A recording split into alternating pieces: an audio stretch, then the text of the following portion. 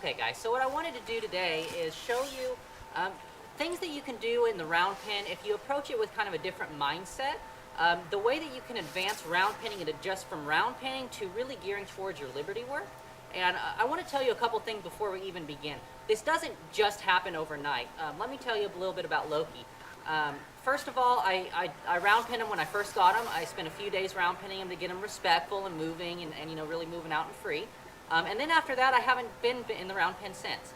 So what I have done is about 2 months worth of groundwork on the lead line, out in the arenas, out in the fields and things like that, teaching them how to be respectful and understand my cues.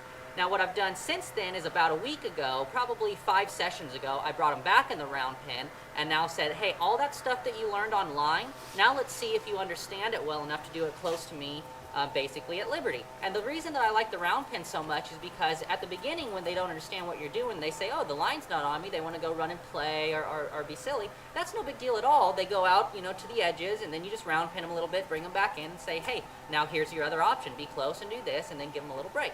So it's a good opportunity to take what they know from their groundwork and try to get it to where they don't need that lead line anymore. I mean, the end goal is to not have any connection to the horse at all, but you have that mental connection and that enjoyment between the two of you where you can get some work done. So, like I said, it doesn't just happen. You're not going to just say, I'm going to go to round pen for 5 days and be able to do this stuff. It takes a couple months, and they have to understand the groundwork first of all, or else it's never really going to get there. But using the round pen is great. So what I'd like to do is basically, I start in the round pen with my liberty work, and then I'll try to go to like a smaller type of arena, maybe 100 by 100, and then a little bit bigger arena, and then a little bit bigger arena. And before you know it, you just don't need any fences anywhere, and your horse is tuned in with you. So what I'm going to do is I'm going to show you basically what the round penning needs to look like before you're ever concerned about starting doing this stuff. And then I'm going to show you how to start implementing that connection that doesn't require any lead rope whatsoever. So first of all, I'm just going to send them out around and show you, and I'll talk you through it as I go. So I'll ask them to go out. I'm not going to move them too quick out at any one time because this is a little slick. It was snowed in earlier, so I'm going to kind of gradually push them up and get them looking. So what I want is for him to maintain that lope. Point. Okay, there we go. I want him to maintain that lope on his own without really me having to help him too much. And I want to be able to turn him to the inside. So if I step in front, he turns to the inside. And I push him the new direction, he goes the new direction. Point. There we go.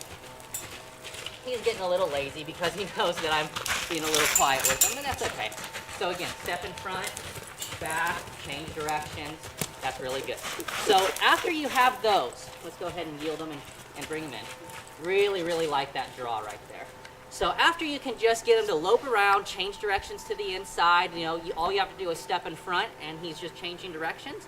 Then you can start pushing that towards more, let's go see if we can do it a little bit closer and a little bit more activities as well. So what I really like to do at first is every opportunity that I get, I like to yield his hindquarters and bring him in.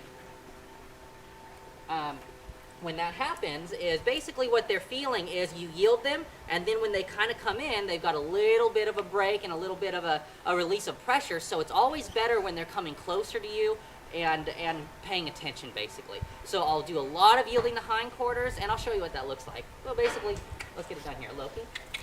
So I'll send them out, and immediately I'll look at the hindquarters, and then I'll switch directions.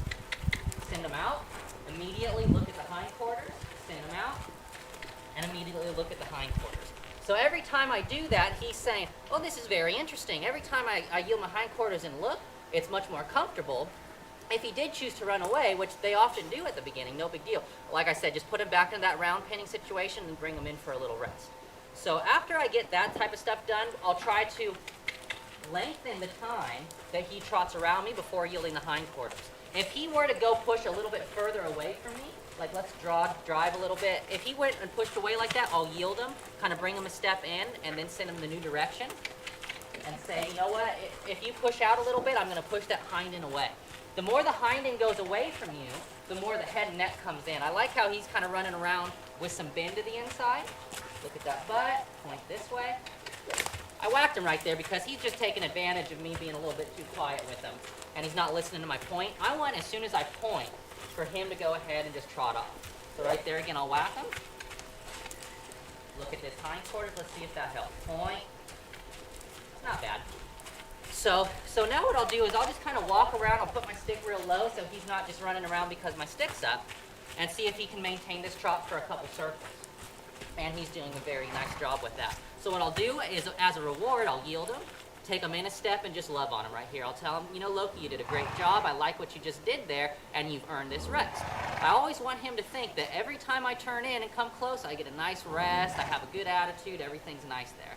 What I want to do after that, let's just back him up a couple steps. So see how he turned out a little? There. So he corrected that on his own. If he would have turned out a little bit more, I would have just looked at his butt and said, hey, now I need you to focus right on me.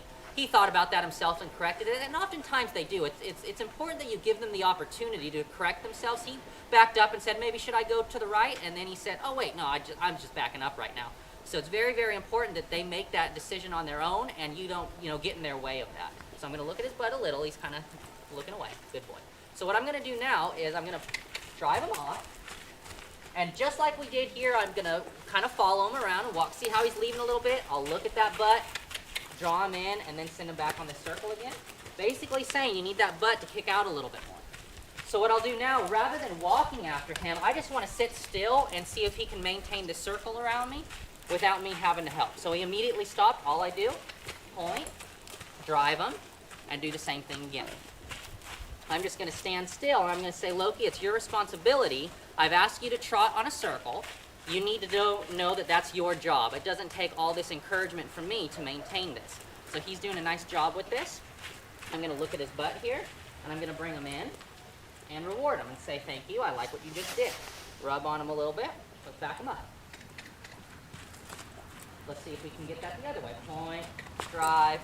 So same thing. I'm just going to stand still right here and see if he can make this connection, that I'm the good spot to be, so I might as well just go around you kind of thinking in, looking in, and basically what he's doing is asking, can I come in for a rest? That's why they start to do this. So a little bit lazy there, so I'm going to push him forward. I like the fact that he's wanting to go slow and be, paying attention to me, but at the same time, he's got to be moving somewhere. So I really, really like what he's doing here. I will go ahead and look at his butt and reward him again. If you can get those basic things right there, then you can start to advance it to where you're just doing your groundwork like you were with a lead rope, except you just don't have the lead rope. What I mean by that is there's many exercises, and if you follow my program and taken some lessons, then you know them very well. And I'll call them out, but you'll get an idea of what they are. So one exercise that I like to do a lot at this Liberty is a walking A to B. And that really tells you if your horse can kind of stay on your bubble while you're moving, they're really tuned in with you. So I'll kind of do like a walking A to B over to a fence line and then the A to B next to the fence line, and I'll show you what that looks like. So I'll send him off. So see how he wants to leave right here? Yield, and then invite him back in, and then say, I need you to stay a little bit more focused. Okay, so once he gets to my shoulder here, I'm going to yield the hindquarters and walk forward. Send him out this way. Yield the hindquarters and walk forward.